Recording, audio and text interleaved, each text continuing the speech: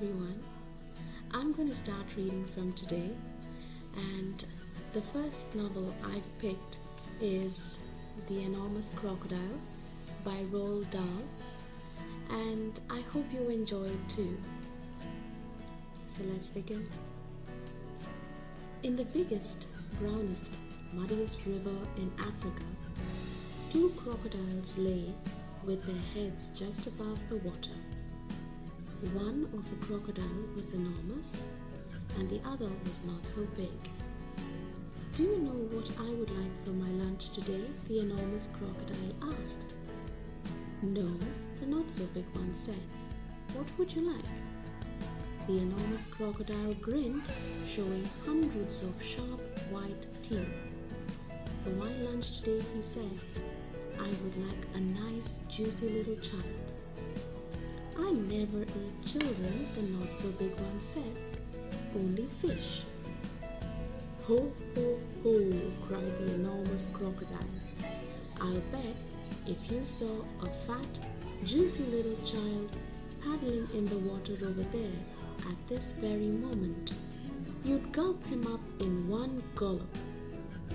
"No, I wouldn't," the not so big one said. "Children are too tough and chewy, and they are nasty and bitter." "Tough and chewy?" cried the enormous crocodile. "What rubbish you talk! They are juicy and yummy, and they are bigger than fish," said the enormous crocodile. "You get bigger helpings." "You are greedy," the not so big one said. "You're the greediest croc in the whole river." "I'm the bravest croc in the whole river," said the enormous crocodile. "I'm the only one who dares to leave the water and go through the jungle to the town to look for little children to eat." "You've only done that once," snorted the not so big one. "And what happened then?" "They all saw you coming and they ran away." "Ah, but not today. When I go, they won't see me at all," said the enormous crocodile. "Of course they'll see you. You are enormous and ugly. They'll see you from miles away." The enormous crocodile grinned again, and his terrible sharp teeth sparkled like knives in the sun. "Nobody will see me," he said, "because this time I've thought up secret plans and clever tricks." "Clever tricks?" cried the not so big one. "You've never done anything clever in your entire life. You're the stupidest croc of the whole river." "I am the cleverest croc of the whole river," the enormous crocodile answered. "For my lunch today, I shall feast upon a fat, juicy little child while you lie here in the river feeling hungry. Goodbye." The enormous crocodile swam to the side of the river and crawled out of the water. A gigantic creature was standing in the slimy, oozy mud on the river bank. It was Humpy Rumpy, the hippopotamus. "Hello, hello," said Humpy Rumpy. "Where on earth are you off to at this time of the day?" "I have secret plans and clever tricks," said the crocodile. "Oh dear," said Humpy Rumpy. "I'll bet you're going to do something stupid." The enormous crocodile grinned at Humpy Rumpy and said, "I'm going to fill my hungry, empty tummy with something yummy, yummy, yummy." "What's so yummy?" asked Humpy Rumpy. "Try to guess," said the crocodile. "It's something that walks on two legs." "You don't mean," said Humpy Rumpy. "You don't really mean you're going to eat a little child?" "Of course I am," said the crocodile. "Oh, you horrid, greedy, grumptious brute," cried Humpy Rumpy. "I hope you get caught and cooked and turned into crocodile soup." The enormous crocodile laughed out loud at Humpy waddled off into the jungle. Inside the jungle, he met Trunky the elephant. Trunky was nibbling leaves from the top of a tall tree, and he didn't notice the crocodile at first. So, the crocodile bit him on one leg. "Ow!" said Trunky with his big, deep voice. "Who did that?" "Oh, it's you, you beastly crocodile. Why don't you go back to the big, brown, muddy river where you belong?" "I have secret plans and clever tricks," said the crocodile. "You mean you have nasty plans and nasty tricks?" "You've never done a nice thing in your life," said Trunky. The enormous crocodile grinned up at Trunky and said, "I'm off to find a yummy child for lunch. Keep listening and you will hear the bones go crunch." "Oh, you wicked beastly beast," cried Trunky. "Oh, you foul and filthy person, I hope you get squashed and squished and squizzled and boiled up into crocodile stew." The enormous crocodile laughed out loud and disappeared into the thick jungle. A bit further on, he met Mugglewump, the monkey. Mugglewump was sitting in a tree eating nuts. "Hello, Crocky," said Mugglewump. "What are you up to now?" "I have secret plans and clever tricks," said the enormous crocodile. "Would you like some nuts?" asked Mugglewump. "I have better things to eat than nuts," sniffed the crocodile. "I didn't think there was anything better than nuts," said Mugglewump. "Aha," said the enormous crocodile. "The sort of things that I'm going to eat have fingers, toes, arms, legs, and feet." Mugglewump went pale and began to shake all over. "You aren't really going to gobble up a little child, are you?" he said. "Of course I am," said the crocodile. "Clothes and all. They taste better with the clothes on." "Oh, you horrid, hoggish croc," cried Mugglewump. "You slimy creature. I hope the buttons and the buckles all stick in your throat and choke you to death." The crocodile grinned up at Mugglewump and said, "I eat monkeys too." And quick as a flash, with one bite of his huge jaws, he bit through the tree that Mugglewump was sitting in, and down it came. But just in time, Mugglewump jumped into the next tree and swung away through the branches.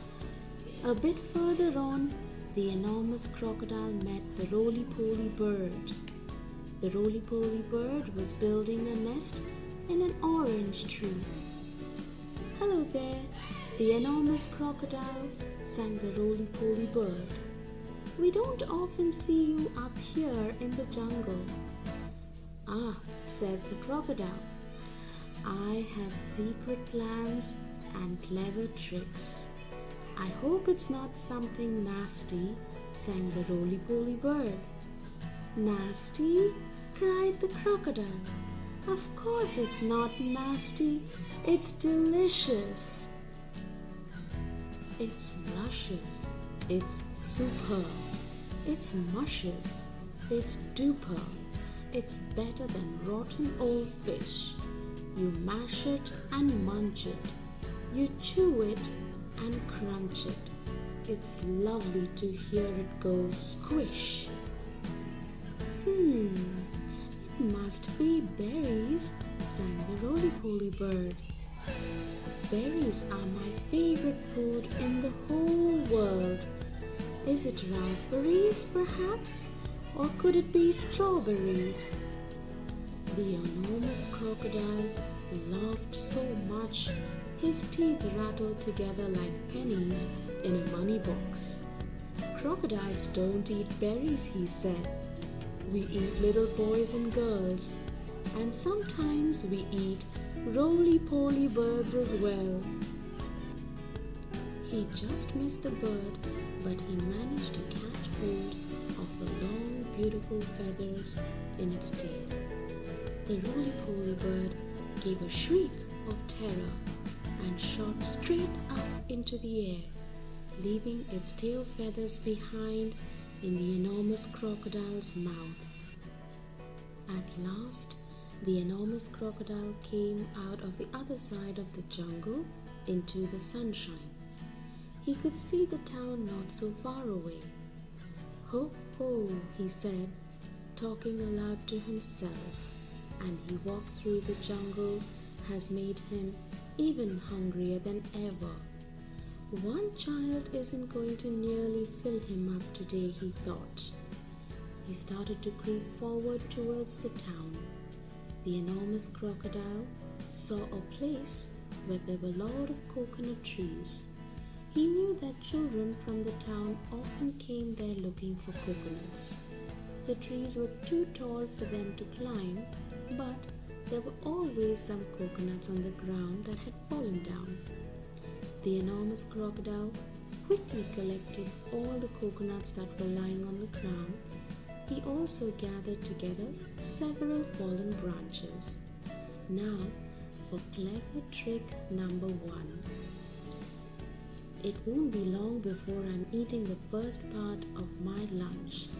He took all the coconut branches and held them between his teeth, and he grasped the coconuts in his front paws. Then he stood straight up in the air, balancing himself on his tail. He arranged all the branches and the coconuts so cleverly that he now looked exactly like a small coconut tree standing among the big coconut trees. Soon, 2 children came along and they were looking for fallen coconuts, but they couldn't find any because the enormous crocodile had gathered them all up. Now, while looking around, they found this small tree and they believed they could climb it easily and pick a few coconuts. The enormous crocodile peered through the branches, watching them as they came closer and closer. He licked his lips. He began to dribble with excitement. Suddenly, there was a tremendous whooshing noise. It was Humpy Dumpy. He came crashing and snorting out of the jungle. His head was down low and he was galloping at terrific speed. "Look out, children," shouted Humpy Dumpy. "Look out. That's not a coconut tree. It's the enormous crocodile, and he wants to eat you up." Humpy Dumpy charged straight at the enormous crocodile. He caught him with his giant head and sent him tumbling and skidding over the ground. "Oh, wee!" cried the crocodile. "Help! Stop! Where am I?" The children ran back to the town as fast as they could. But the crocodiles are tough, you know. It is difficult, even for a hippopotamus, to hurt them. The enormous crocodile picked himself up and crept towards the place where the children's playground was. Now, for clever trick number 2. "This is certain to work," he said to himself. There were no children in the playground. At that moment, they were all in school. The enormous crocodile found a large piece of wood and placed it in the middle of the playground. Then he lay across the piece of wood and tucked in his feet so that he looked almost like a seesaw. When school was over, The children all came running onto the playground. "Oh, look!" they cried. "We've got a new seesaw!" They all crowded round, shouting with excitement. "Bags have to go first. I'll get on one end and you get on the other. I want to go first and so do I." The children were very excited. Then a little girl, who was older than the others, said, "It's rather a funny, knobbly sort of seesaw, isn't it? Do you think it'll be safe for us to sit on?" "Of course it will," the others said. "It'll look strong as anything." The enormous crocodile opened one eye just a tiny bit and watched the children who were crowding around him. Soon he thought, "One of them is going to sit on my head. Then I will give a jerk and a snap, and after that it will be yum, yum, yum." At that moment, there was a flash of brown and something jumped into the playground and hopped on top of the swings. It was Mugglewump the monkey. "Run, Mugglewump!" shouted to the children. "All of you, run, run, run. That's not a seesaw. It's the enormous crocodile, and he wants to eat you up." The children screamed and ran for their lives. Mugglewump disappeared back into the jungle. The enormous crocodile was left all alone in the playground. He cursed the monkey and waddled back into the bushes to hide. "I'm getting hungrier and hungrier," he said. "I shall have to eat at least 4 children now before I'm full up." The enormous crocodile crept around the edge of the town, taking great care not to be seen. He came to a place where they were setting up a fair. There were slides and swings and dodging cars, people selling popcorn and candy floss. There was also a big roundabout. The roundabout was marvelous. It had wooden creatures for children to ride on. There were white horses, lions, tigers, and mermaids, and fearsome dragons with red tongues sticking out of their mouth. Now for clever trick number 3. When no one was looking, the enormous crocodile crept up onto the roundabout and put himself between the wooden lion and a fearsome dragon. He sat up a bit on his back legs and he kept very still. He looked exactly like a wooden crocodile on a roundabout. Soon, all sorts of children came flocking into the fair. Several of them ran towards the roundabout. They were very excited. "I'm going to ride on a dragon," cried one. "I'm going on a lovely white horse," cried another. "I'm going on a lion," cried the third one. And one little girl, "I'm going to ride on a funny old wooden crocodile." The enormous crocodile kept very still, but he could see the little girl coming towards him. "Yummy, yum, yum," he thought. "I'll gulp her up easily in one gulp." Suddenly there was a swish and a swoosh, and something came swishing and swooshing out of the sky. It was the roly-poly bird. He flew round and round the roundabout, singing, "Look out, children, look out, look out. Do not ride on that crocodile."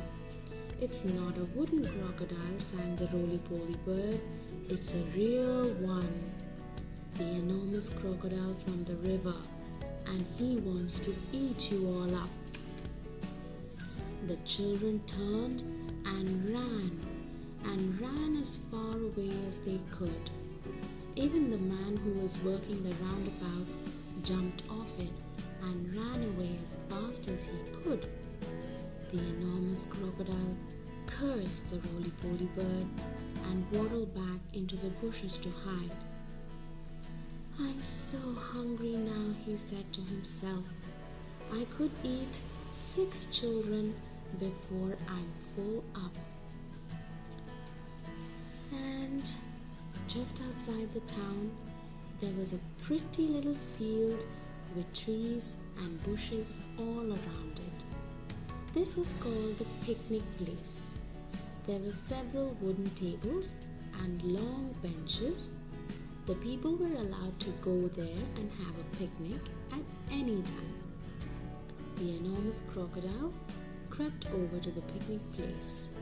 There was no one in sight. "Now, for clever trick number 4, he whispered to himself. "I'll pick a lovely bunch of flowers," and he arranged them on one of the tables. From the same table, he took away one of the benches and hid it in the bushes. He then put himself in a place where the bench had been.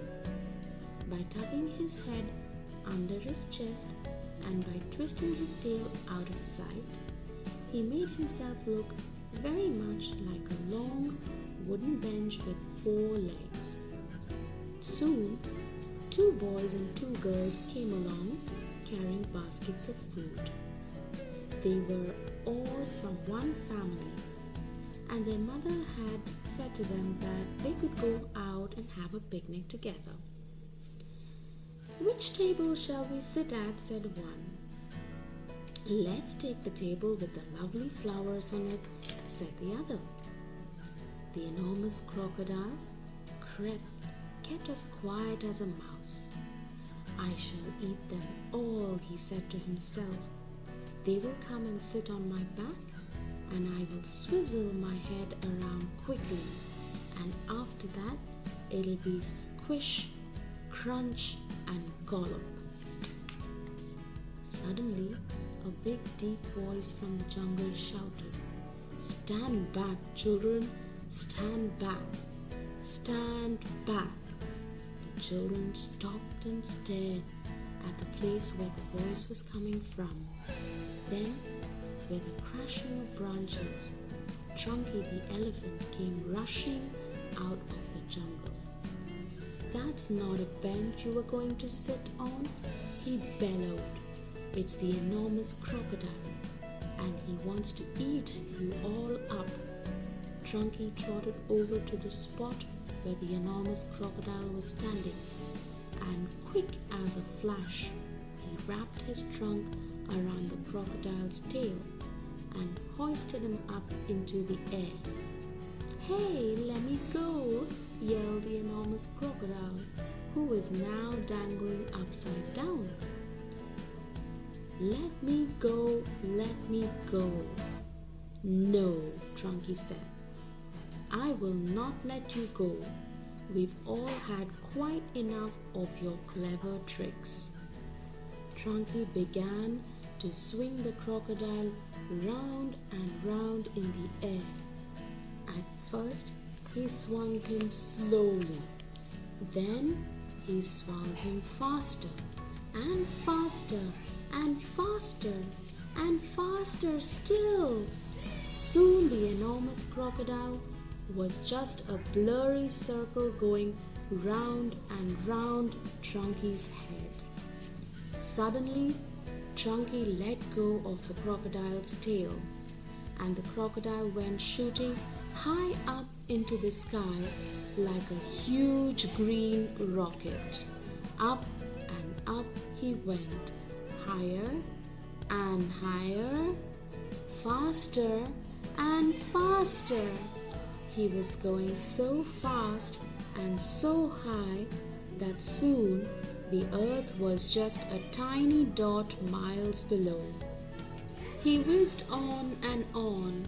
He whizzed far into space. He whizzed past the moon, and he whizzed past the stars and planets. until at last, with the most tremendous bang, the enormous crocodile crashed head first into the hot, hot sun, and he was sizzled up like a sausage.